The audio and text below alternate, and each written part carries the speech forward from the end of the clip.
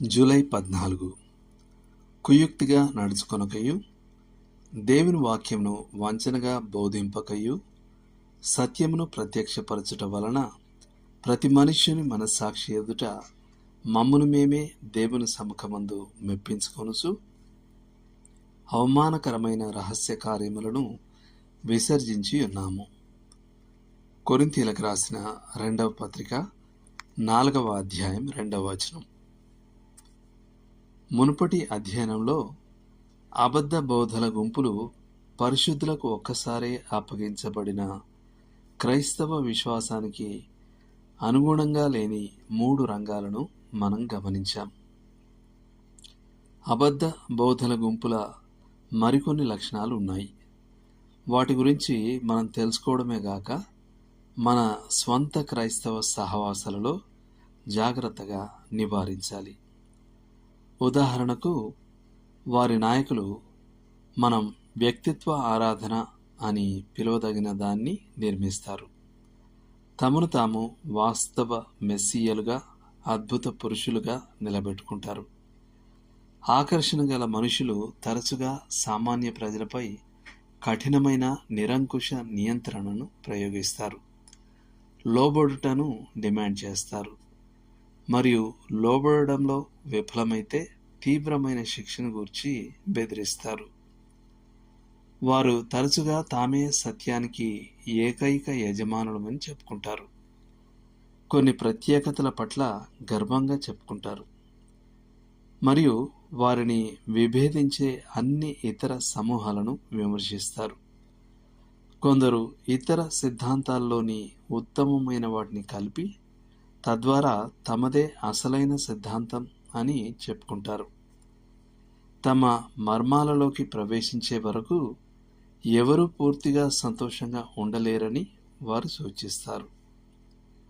వారు తమ సభ్యులను అందరూ ఇతర బోధకుల నుండి, విశ్వాసులమని చెప్పుకునే ఇతరులందరి నుండి మరియు తమ సొంత నాయకులు కాకుండా ఇతరులు రాసిన పుస్తకాల నుండి వేరు చేయడానికి ప్రయత్నిస్తారు.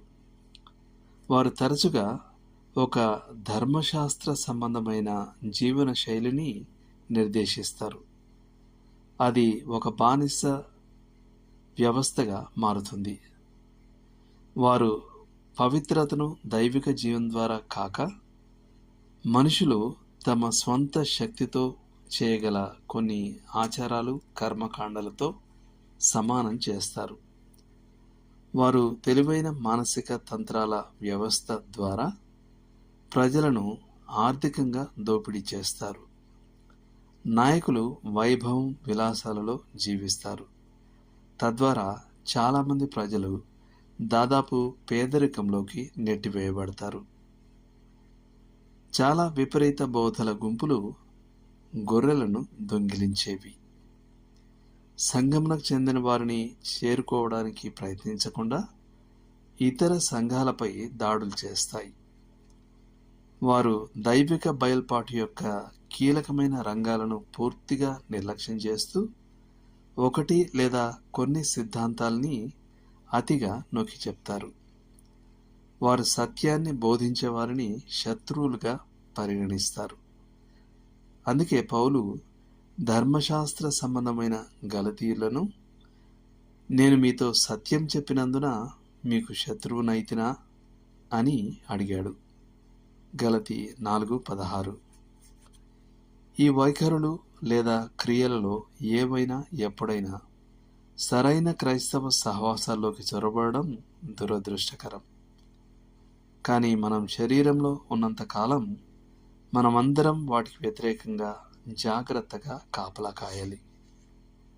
దేవుడు మిమ్మును దీవించునుగాక.